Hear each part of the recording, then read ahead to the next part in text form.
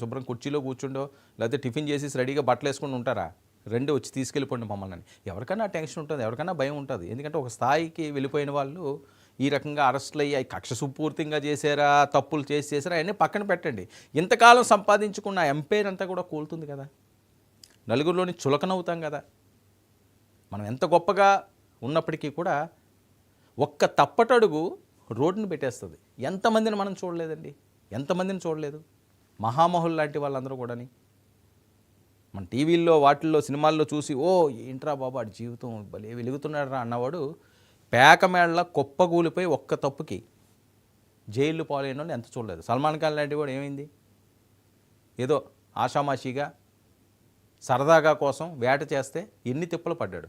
సంజయ్ దత్ పరిస్థితి ఏంటి, ఎలాంటి వాళ్ళు కొన్ని కోట్ల మందికి ఆరాధ్య దైవంగా చూసే యాక్టర్స్ వాళ్ళు. ఏమైంది, ఏం కాదు, అయిపోయింది. సరే మొత్తం ఇప్పుడు మళ్ళీ కొత్త జీవితాన్ని ప్రారంభించు కాదు, వయసు అయిపోద్ది కదా.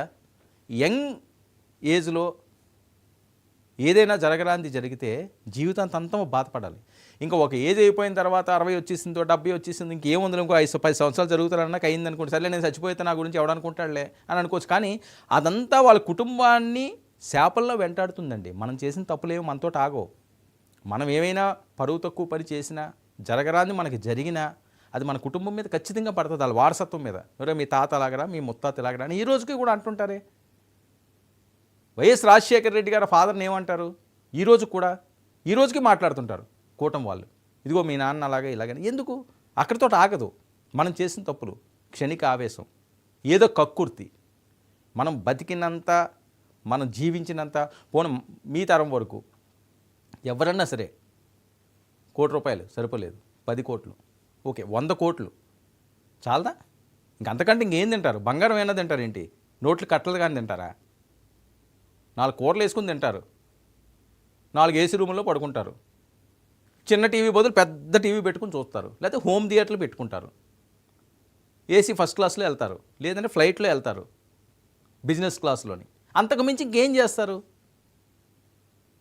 1000 కోట్లు కావాలి, 1,00,000 కోట్లు కావాలి. ఎందుకు ఇక తాపత్రయం?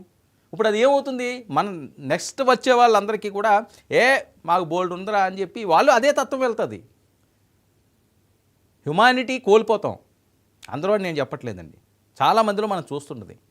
బాగా డబ్బున్న వాళ్ళ పిల్లలకి ఏంటంటే కాస్త జల్సాలు, రెక్లెస్, సమాజం మీద స్పృహ లేకపోవడం, కేర్లెస్.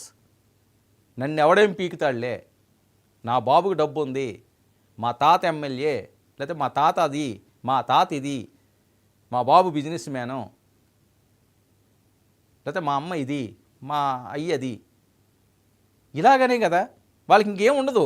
వాళ్ళకి ఏంటంటే కష్టపడే తత్వం ఉండదు, అవసరం లేదు కదా.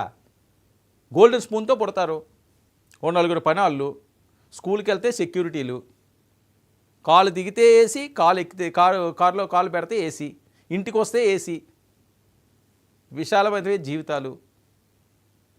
అడిగింది నో అనే ప్రసక్తే ఉండదు. కొండ మీద కోతిని తెమ్మన్నా తెచ్చే బాబులు తాతలు ఉంటారు.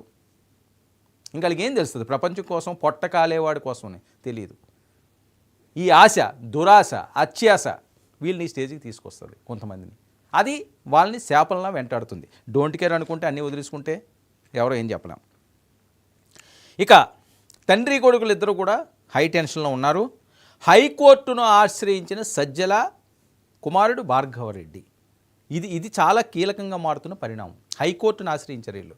ఎందుకంటే పోసాని కృష్ణమురళి కానీ ఏదైనా చెప్పకపోతే ఇంత హడావుడిగా హైకోర్టుని వీళ్ళు ఎందుకు ఆశ్రయిస్తారంటూ ఈరోజు బయటికి వస్తున్న అంశాలు ఇవి. ముందస్తు బెయిల్ ఇవ్వాలని వీళ్ళు పిటిషన్ వేసుకున్నారు. అరెస్ట్ చేస్తారని అర్థమైపోయింది. ముందస్తు బెయిల్ కావాలని చెప్పి ఆదరాబాదరాగా హడావిడి చేస్తున్నారు. సజ్జల ఫ్యామిలీ ఇచ్చిన స్క్రిప్ట్తోనే ఈ రకంగా చేశారని ఒకవేళ పోసాని కానీ చెప్పకపోతే ఎందుకు ఈ హడావిడి ఈరోజు వస్తుందని. ఇక బూతులు కూడా తిట్టాను నేను, వాళ్ళే తిట్టమన్నారని చెప్పి అఫీషియల్గా ఒక స్టేట్మెంట్ కూడా ఆయన ఇచ్చేశాడట. ఇక నేరాన్ని అంగీకరిస్తూ పోసాని చేసిన వ్యాఖ్యల నేపథ్యంలో సజ్జల ఆయన కుమారుడిపై అన్నమయ్య జిల్లాలో మరొక కేసు, అంటే ఇప్పటికే సజ్జల భార్గవరెడ్డి మీద చాలా కేసులు ఉన్నాయని చెప్పి జరుగుతున్న ప్రచారం. అలాగే రామకృష్ణారెడ్డి గారి మీద, సజ్జల గారి మీద కూడా చాలా కేసులు ఉన్నాయని జరుగుతున్న ప్రసారం. ఇప్పుడేంటి, దీన్ని బేస్ చేసుకుని నేరాన్ని